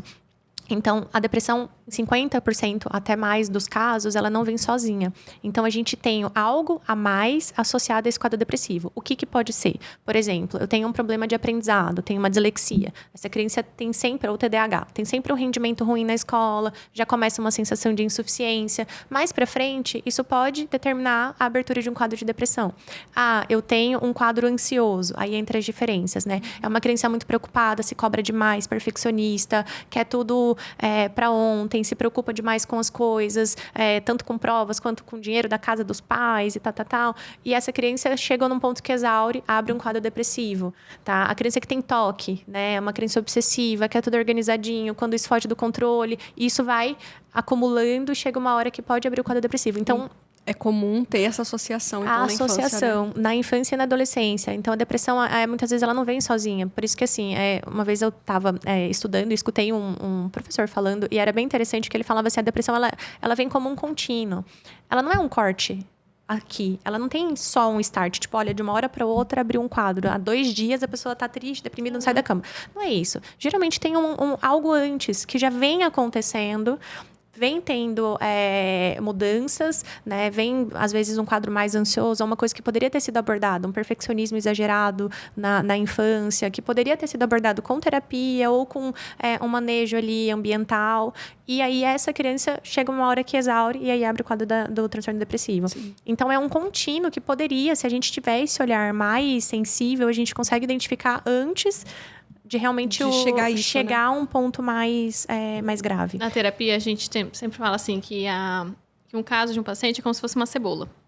Às vezes, o paciente vem por uma irritabilidade, né? Um déficit de atenção, ou às vezes vem até por uma depressão. E a gente vai trabalhando as camadas, porque até chegar no núcleo. Porque às vezes o núcleo que é realmente... Então, às vezes, ele tem um TDAH. Então, já aconteceu de um paciente chegar com quadro de depressão, né? O psiquiatra encaminhou por conta de uma depressão. E aí você começa a tratar a depressão e você percebe que realmente o que levou à depressão foi um TDAH. Né? Ele já tinha um déficit de atenção, ele não conseguia parar quieto na sala de aula, os professores chamavam muita atenção, ele não conseguia aprender, ele não conseguia prestar atenção. Consequentemente, né, isso levou ele a uma depressão. Então, a gente precisa ter esse olhar diferenciado para tentar não já chegar... Tipo, então, eu sempre falo assim, às vezes chega com um psiquiatra, recomendou terapia por conta de uma depressão, um caso de ansiedade. Então, você tem que olhar a mais. O que levou a esse quadro, Inclusive, né? lembrando, né? Crianças que têm quadro de autismo têm depressão. Tem depressão. Crianças que têm quadro de deficiência intelectual podem ter depressão. Isso. Então, né? Tem. E, Andréia, existe também uma relação, ou pode existir, né? Uma relação de eventos traumáticos na infância, como, por exemplo, abuso, né? Abuso sexual ou violência doméstica, como a Carol estava falando, com uma abertura de um processo depressivo lá na frente, na adolescência? Sim, com certeza. Isso Porque é às comum? vezes, sim, é comum. Porque, na verdade, é aquilo que a gente acabou de falar, né? O miolo da cebola, né? O que levou? Então, às vezes, ela começa ali na desconfiança, né? Então, ela não consegue confiar em ninguém, ela se sente desamparada, porque aqueles pais que deveriam cuidar, deveriam estar ali zelando, né? Na cabecinha da criança, tá? Não estava ali presente naquele momento. Então, ela se sente sozinha, né? Aí, quando ela começa a ter noção do que aconteceu com ela, porque às vezes ela só tem um relance, ela não está entendendo o que aconteceu com ela. E aí, na adolescência, ela consegue ter uma percepção melhor do que aconteceu com ela, né? E enfim, e aí vai vindo várias crenças, que é onde a gente trabalha, as suas crenças, o que ela, né, identificou daquela situação, como ela está se vendo naquele momento. Então, às vezes, o paciente chega e ele não traz de cara. O adolescente, às vezes, não traz de cara isso, né? E aí você precisa ir trabalhando até que você chega na causa, né? E às vezes é um abuso, às vezes sofreu agressões físicas, psicológicas, enfim, né? E aí, geralmente, na adolescência pode vir aparecer, sim, né? Ou até na vida adulta. E é interessante, você falou de quando a criança ou adolescente, Sim. ele se dá conta do que aconteceu no passado, Sim. né? Então, por exemplo, tem muitos casos de meninas que foram abusadas na infância, mas elas não tinham essa visão. Sim. E quando se tornaram adolescentes, né, que descobriram o próprio corpo, tudo, elas... Poxa, eu acho que eu fui abusada, E eu uma acho que eu outra- sofri uma Sim. violência. E talvez isso também possa ter... né, vou perguntar para vocês, Sim. mas eu acredito que sim, que isso possa ter relação até com a formação do comportamento dessa adolescente. Sim. Então, por exemplo, uma adolescente que quando a criança talvez foi abusada, ela na adolescência se tornar mais dependente emocionalmente de um Às vezes ela se sente, isso, relacionamento. porque ela se sente desvalorizada, muitas vezes. Tem um desvalor, né? Então, ela A se sente- insegurança, a né? insegurança. Isso pode acontecer, Sim, então isso vergonha. esse abuso, por exemplo, mudar o comportamento, né, moldar o comportamento dela e Sim. isso abrir com um quadro depressivo Os lá na nossos frente traumas, também. eles moldam um pouco o nosso, né? Porque, na verdade, a gente tenta se defender, se proteger. Então, dependendo do modo como eu vejo o que aconteceu comigo, eu vou criar um mecanismo de defesa, né? Eu vou criar uma estratégia diferenciada, né? Então, às vezes, o primeiro podcast que você gravou foi de um jeito. Hoje, com você criou uma certeza. outra estratégia. Então, E existe o nosso uma- comportamento é assim, né? E existe uma outra questão relacionada a traumas, né? Existe a questão química. Então, se a gente tem um mecanismo de trauma no nosso cérebro, quimicamente, o nosso corpo vai reagir a isso. E quimicamente, isso pode gerar consequências no desenvolvimento, não só ambientais, não só as consequências diretas da ação em si, mas no nosso cérebro, quando a gente pensa em transtornos mentais, a gente fala de algo orgânico. Também eu acho que é outro Sim, ponto sim. interessante de ser falado aqui. A depressão, ela não acontece por causa só da situação que está acontecendo, do trauma ou do que foi vivenciado. Ela acontece porque, quimicamente, o seu cérebro está reagindo de uma maneira disfuncional. Aquilo que você sente é orgânico, assim como um quadro de um câncer ou de uma doença como uma pneumonia exige um tratamento, a depressão exige um tratamento porque quimicamente seu cérebro não funciona daquela maneira, da maneira como deveria estar funcionante. Então, quando a gente pensa nos traumas, a gente pensa na questão no que aquilo gerou psiquicamente, né, naquela criança e no que isso vai repercutir ao longo da vida, mas também quimicamente e organicamente naquela criança. Então, as consequências são inúmeras, né? Então, a gente tem que pensar sempre, assim, em proteção, em prevenção, no que fazer, né, e em como lidar nessas situações, abordar isso da melhor maneira possível para que essa criança não tenha tantas consequências dessa vivência, né? Porque algumas vezes isso é inevitável, né? E eu até perguntei isso porque agora quem vai contar o caso sou eu. Tive uma paciente que ela foi abusada na infância diversas vezes. Ela não tinha essa noção. E quando ela se tornou adolescente, ela um dia despertou para isso e ela contou para a família. E ela contou para o pai. E bem na época, assim, ela começou a abrir características mais depressivas e tal. E o pai conversando comigo, né, até longe, o pai chorando, né? Esse pai me perguntou, ele falou assim... Mas, gente, será que uma coisa que aconteceu lá no passado, isso faz tantos anos, isso está tendo repercussão agora? É por causa disso? O pai se sentindo culpado por nunca ter visto isso no passado, né? Por não ter percebido esse abuso acontecer no passado. E que bom que ela pôde falar. E que bom que ela conseguiu falar, né? Porque que bom que ela pôde falar. Porque alguns casos e algumas pessoas carregam isso para uma vida inteira, né? E elas carregam essa dor e elas não têm coragem de falar por sentir que, às vezes, o mundo vai ser tão perverso com ela quanto esse abusador foi, né? Então...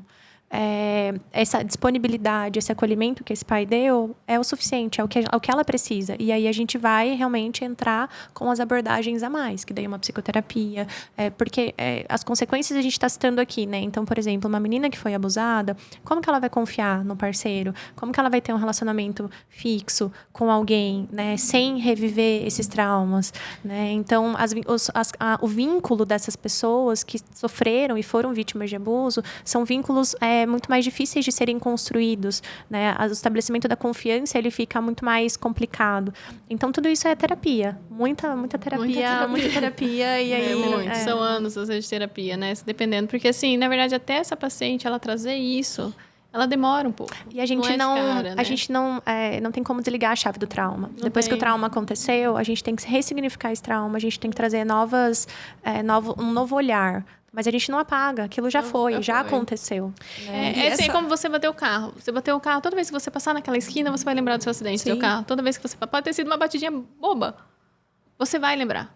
Às vezes você vai sentir até emocionalmente, você vai sentir aquela sensação ruim naquilo ali. Então, o trauma não tem como. E o contrário, assim, o episódio depressivo na adolescência ou na infância, mesmo que tratado, que melhorado, né, às vezes não curado, mas ele pode deixar consequências para a vida adulta também? O que essa criança ou esse adolescente que passou por isso vai carregar para a vida adulta? Existe uma questão que é a recorrência, tá? Então, a depressão na infância ou na adolescência, existe um risco maior de você ter novos episódios na vida adulta. Isso falando da depressão doença, tá? Sim. O que isso impactou na vida daquele adolescente ou daquela criança, a gente vai observar e realmente ver ao longo do desenvolvimento. Então, por exemplo, você teve um quadro depressivo durante um ano. Nesse um ano, a criança deixou de sair, o adolescente deixou de sair, de socializar, ele deixou de fazer determinadas coisas, ou ele deixou de aprender na escola. Essas consequências, né, de determinada fase do desenvolvimento, mais para frente, a gente vai ver que ficou um gap, uma lacuna. Se a gente vai conseguir reparar isso, ou se ele vai desenvolver essas habilidades que naquela fase não foram desenvolvidas, a gente só vai saber com o tempo. Tá, então... que vem o famoso treino de habilidade social em muitos momentos da vida. Exatamente. E entra também a terapia, né? Como a terapia é tão importante também, né? E a TCC, né? Por que a TCC é uma das terapias mais indicadas? A terapia cognitiva comportamental. Porque é bem isso. A gente tenta fazer com que o paciente ele vire seu próprio terapeuta. Então, o que eu aprendi, eu tento ensinar para ele. Consequentemente, toda vez que ele perceber o menor sinal que essa depressão está vindo novamente, que ele vai analisar a vida dele. Ele vai parar, observar. Não estou mais fazendo atividade física. Eu estou estudando demais. Eu não estou dormindo direito. Nossa, a minha alimentação está muito prejudicada. Né? Eu parei de sair com meus amigos, eu parei de buscar. Então, ele começa já a observar. Aí, às vezes, ele tenta sozinho. Quando ele percebe que ele não consegue, ele busca ajuda novamente. Então, por isso que é importante também a alta, né? Você conseguir dar alta para o seu paciente.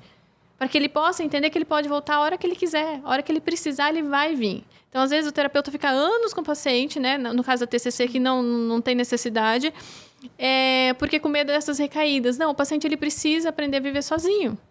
Né? E você precisa identificar ensinar o risco, pelo menos, né? Pra buscar ajuda. Porque quando aparecer... Aí, consequentemente, vai ser muito mais leve. Então, assim, eu percebo que é difícil um paciente ele já chegar no caso grave da depressão novamente. Né? Geralmente, ele já busca... Um paciente que fez uma terapia muito bem feita, ele já busca ajuda logo no início. E nesse ponto, Carol, que a gente começou a falar, né? Sobre a ansiedade, a diferença... os pais percebendo sinais de ansiedade também já devem buscar ajuda, porque a ansiedade, então, ela pode evoluir para um quadro depressivo? Pode. Eu falo assim, a ansiedade, ela é inata, todo mundo tem, e é ela que faz a gente ir pra frente, né? Então, por exemplo, se eu tenho ansiedade, eu vou me preparar pra prova de amanhã, eu vou me preparar pro podcast que eu vou gravar amanhã com a Jete. Sim. Então, assim, a ansiedade, ela nos mobiliza. Se eu não tivesse ansiedade, eu ia ser uma planta, né? Sim. Você ia ficar parada no tempo. Ela é necessária. Ela é necessária. Por isso, ela é tão difícil, às vezes, de ser reconhecida. Porque quando ela começa a ficar um pouco mais elevada, a criança, às vezes, ainda mantém um certo desempenho com as coisas do dia a dia. Porque uma criança ansiosa é aquela criança que é certinha, aquela criança que não dá trabalho, né? Então, é aquela criança que demora um pouquinho para os pais perceberem que está tendo sofrimento. E aí, o sofrimento, ele vem através do quê? Problemas para dormir, pensamento muito preocupada com coisas que não remete a questões da própria infância, né? Aquela criança perfeccionista demais, como eu já citei. E aí, esse quadro, mais para frente, pode levar, sim, a quadros depressivos. A ansiedade, ela pode ser a primeira coisa que aparece e depois evolui para uma depressão. E aí já é importante, nesse momento, o pai buscar ajuda já. Com certeza. E aí, o tratamento da ansiedade também depende da gravidade. Então, ansiedade leve, até ansiedade moderada, podemos tentar só com terapia, outras modificações. Ansiedade já moderada grave, também o tratamento é medicamentoso. Nossa, e a gente já poderia já fazer um link aqui da ansiedade com os transtornos alimentares, né? Que às vezes desconta na comida, tanto para bulimia ou... A depressão também, né? A depressão também, a gente pode deixar de se alimentar ou comer em excesso. Eu queria ter mais, pelo menos mais 1h30. Sim. Porque a gente começa a falar, né? Tem muita coisa. Queria que a gente pincelasse um pouco também, antes da gente terminar, né? Sim. Que a gente já está com o tempo avançado.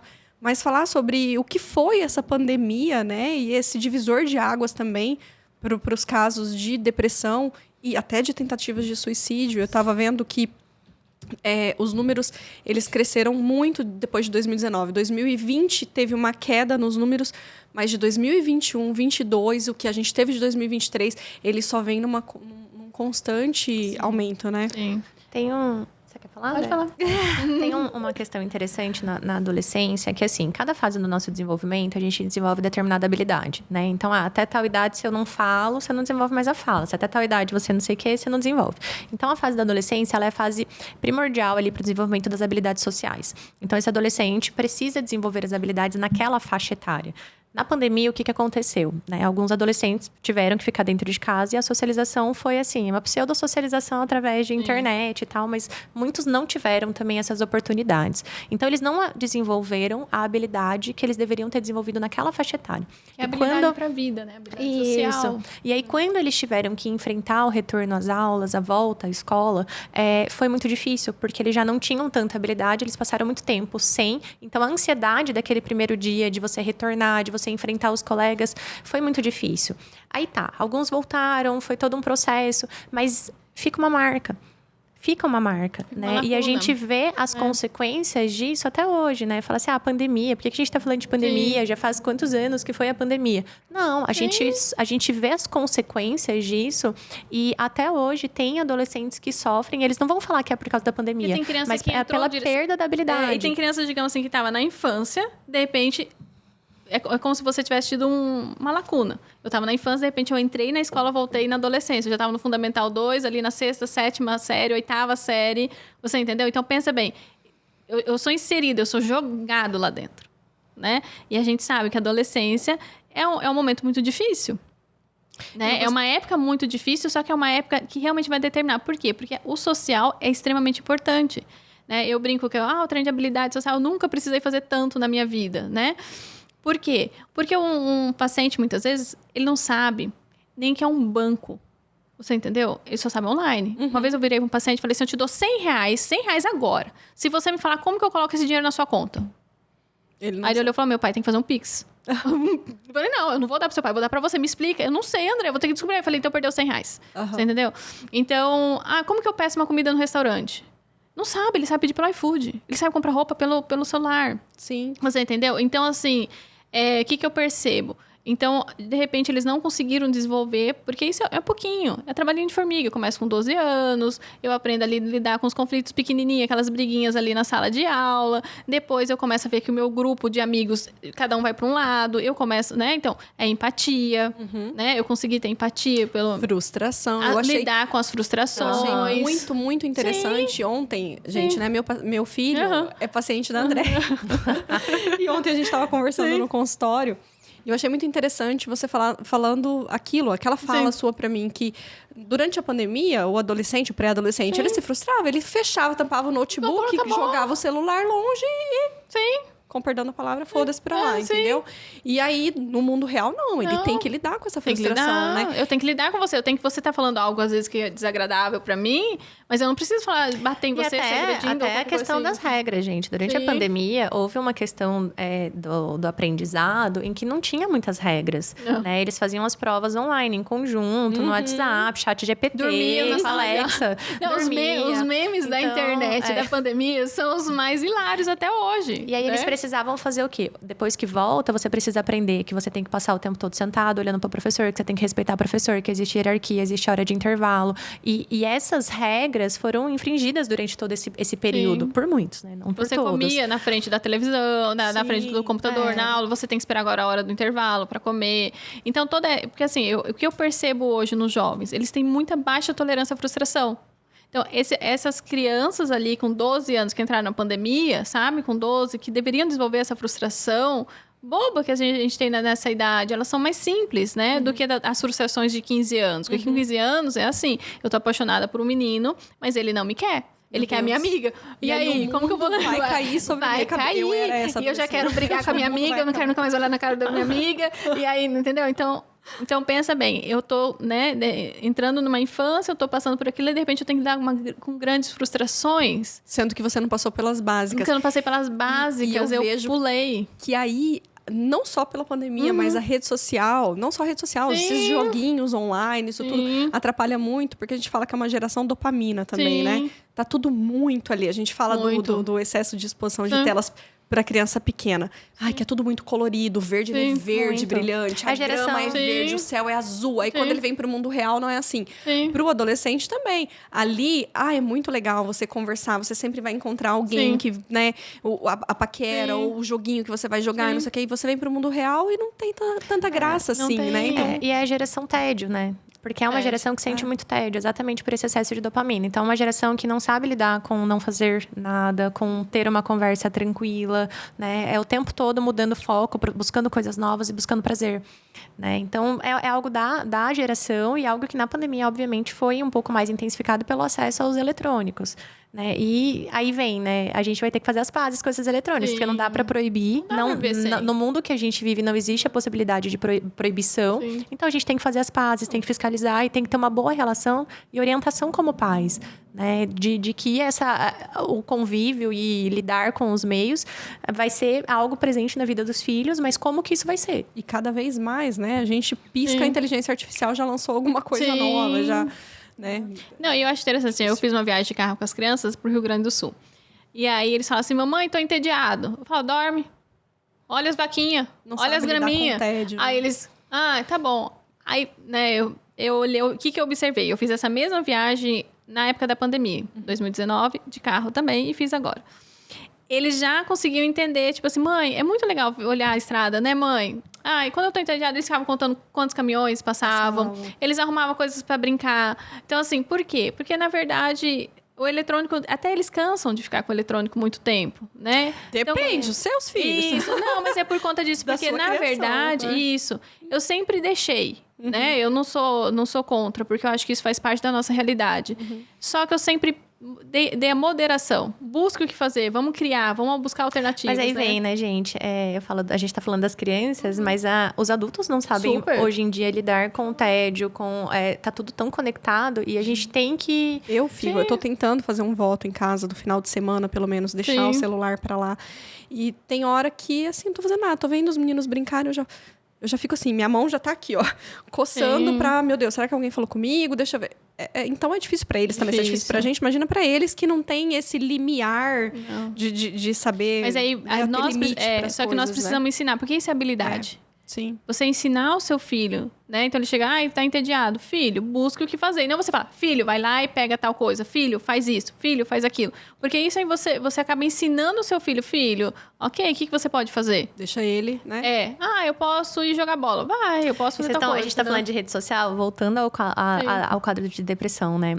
Pais, sigam seus filhos na rede social. Sim, super. Porque muitas vezes eles acabam postando ou colocando, né? Tem até aquele meme de siga sua psiquiatra, psiquiatra que segue o paciente na rede social e tal. Eu sou a pediatra e sigo os pais. Aí eu vejo, sério, eu falo assim, gente, eu sou a fiscal do Instagram, eu sigo todos os meus pacientes. Aí, de repente, eu vejo lá dando um chocolate, eu já... Esses dias uma paciente minha colocou o bebê naquele jumper, sabe? Sim. Aí eu já falei assim, já comentei embaixo, Bianca, só 10 minutos. Sim. Só que é tão interessante, mas, Carol, agora tá difícil seguir esses adolescentes. Porque eles têm o colocam no Instagram... Melhores Amigos. Não. Eles têm o Instagram do Instagram. Tem mesmo. Não. Eu falo, gente, como assim? O Snapchat, então, você sabe até a localização que a pessoa tá. Um dia chegou um paciente e falou assim, fulana, vem aqui, né? Hã? Ela postou no Snapchat ela com a localização dela e eu tava aqui no prédio também, já vi que ela vem aqui também. Como que é isso, E né? eles colocam no... Mas eles postam, muitas vezes. É que tem os melhores amigos e tal. Mas eles postam. Às vezes postam frase, postam que termina, posta música. Daí seu pai tá antenado, assim, ele já fala... já tá explicado. O que tá acontecendo? Deixa eu ir lá bater um papo com meu filho. Já amigo dos amigos. Cara, isso fazia muita diferença, Faz sabe? muito. Eu vejo assim, da minha adolescência, né? Vocês falando que a gente não pode esquecer que a gente... Da nossa adolescência, né? Cara, tinha mães de amigas... de algumas amigas minhas, que a gente fazia reunião, elas sentavam junto, elas sabiam o que estava acontecendo na vida de todas as amigas. Sim. Então, ali, isso é importante, né? Você ter essa conexão também com os amigos, porque muitas vezes eu já recorri a mãe de amiga, fulano ontem bebeu demais, a senhora fica brava. Isso. Por exemplo, na festa. Eu já fiz isso, já dedurei a amiga, assim, porque precisava. Não tá legal, o namoro da fulana com o outro lá, não tá legal, mas ela não escuta a gente, mas vocês precisam saber. Eu já fui essa amiga que falava pra mãe, porque essa mãe dava abertura também, entendeu? O que eu faço, Jete, assim, quando inicio o ano, eu pego a lista dos alunos. Aí eu tento decorar o nome de todas as crianças. Você entendeu? E aí, quando as crianças saem no carro, eu falo assim, fulano, foi na escola hoje? Eu vi que você tá estudando com fulano. Sabia que fulano é filho do amigo do papai?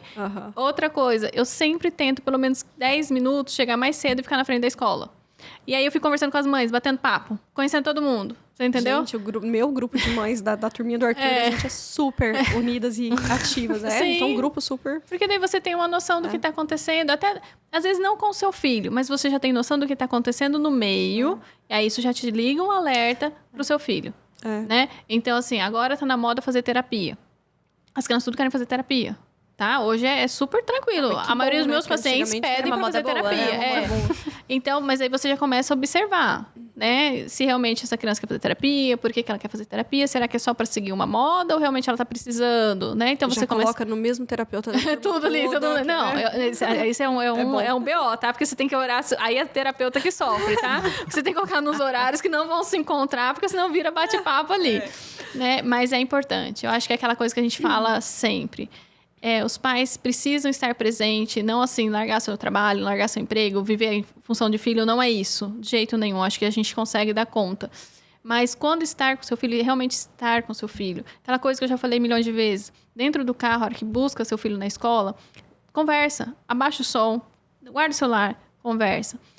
Uma vez, em um dos meus cursos, uma professora falou assim, gente, pai e mãe precisam almoçar com filhos, ou pelo menos ter uma refeição na mesa com os filhos. Porque é nesse momento que eu vou olhar nos seus olhos. Se seu filho estiver usando drogas, você vai perceber. Se seu filho bebeu demais, você vai perceber. Se seu filho está triste, você vai perceber pelo olhar, pelo corpo, pela postura, né? Então, uma refeição, pelo menos, senta em família, né? Para olhar para os seus filhos. E agora você falando do uso de droga, gente, eu juro que eu queria mais uma hora com vocês, mas um tema que eu queria ter abordado... Sim. mas fica para uma próxima, é os adolescentes com depressão que ficam mais vulneráveis a vícios também, Sim. né?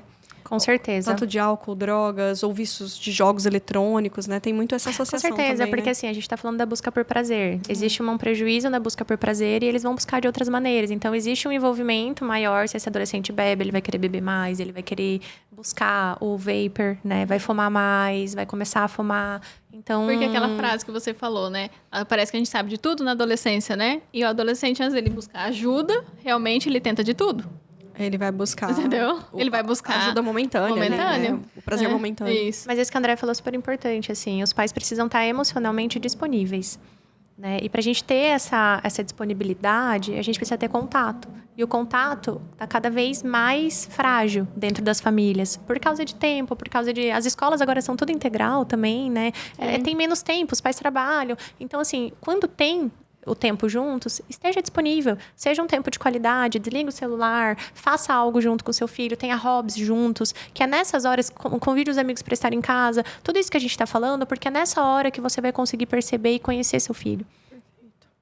Nossa, isso já é a mensagem final de vocês. Né? Já falamos, já. Já mesmo. Gente, nós, olha, quase 1h30 de episódio. Acho que vai ser um dos episódios mais longos. A gente ainda tinha papo para colocar aqui. Eu queria finalizar com, na verdade, com um aviso, que acho que muitas pessoas não conhecem, que existe um canal que se chama CVV, Sim. que é Centro de Valorização da Vida. Isso. É um canal gratuito, o telefone é 188. Então, adolescentes, crianças, às vezes o adolescente não assiste muito a gente, mas você que está aí do outro lado, né, estiver passando, quiser desabafar, quiser conversar, são voluntários que ficam nesse canal, ele fica 24 horas por dia, né, é gratuito, pode ligar de qualquer telefone.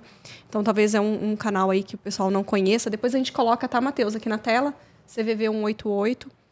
E eu queria agradecer vocês. Eu queria dizer que, meu Deus, vocês deram um show. Vai ser dificílimo. Eu que faço, tá, gente? Quem não sabe, sou eu que faço os cortes do podcast. E vocês aqui falando, eu preciso de um mês para trabalhar esse episódio. Porque toda fala aqui seria um corte que eu gostaria que alcançasse alguém do outro lado, né? Porque esse é o intuito do podcast, assim. Sim. Ele foi pensado justamente para isso, para levar informação de qualidade que possa ajudar outras pessoas do outro lado. Então, sempre quando eu vou pensar no corte, eu penso, poxa, no que isso aqui pode ajudar uma pessoa que está do outro lado? Que chegar em uma pessoa e ela, né, se atentar para alguma coisa. E vai ser difícil, porque vocês deram um show, então eu quero agradecer. Obrigada pela disponibilidade. Gente. Vocês estudaram muito, meu Deus, deu uma aula aqui para mim. A Carol é dona das porcentagens. Dos dados. Obrigada, gente, pelo convite. Foi ótimo. Eu que agradeço também mais uma vez. Muito obrigada pela nossa lembrança. Adorei a caneca. A André agora já tem duas. Já tem duas, eu vou dividir com meus pacientes já. Não, Carol vai ter mais, porque tem mais assunto que eu quero trazer também. Então, a Carol também vai ganhar mais caneca. Muito obrigada. E a minha, gente, olha só, eu levei a minha pra casa, eu esqueci de trazer. Tem que deixar uma aqui no estúdio. Mas Obrigada. tá bom. Bom, eu acho que se você ficou comigo até o final, aqui com a gente, né, até o final, vocês entenderam aquele recado que eu dei lá no começo, né? Que talvez esse episódio seja um episódio difícil do algoritmo. Eu vou bater nisso, porque quando a gente fala as palavras suicídio, palavra morte, palavra depressão, ele automaticamente é um conteúdo que é mais retido, ele é mais difícil, né, de ser entregue. Então, como você ficou até aqui, você viu que é um conteúdo muito bom, que pode ajudar muitas famílias do outro lado, o simples fato de você curtir, comentar, se inscrever no canal, compartilhar, já ajuda, né, o algoritmo a entregar mais esse episódio. Então, fica com a gente. Mais uma vez, quem não está inscrito, se inscreve de novo no canal. Siga a gente nas outras redes sociais também. A gente tá no Instagram, né, no @eagoramãepodcast, no TikTok também. E é isso, estaremos aqui quinzenalmente. Beijo. Obrigada, beijo. Tchau, Obrigada, gente. tchau.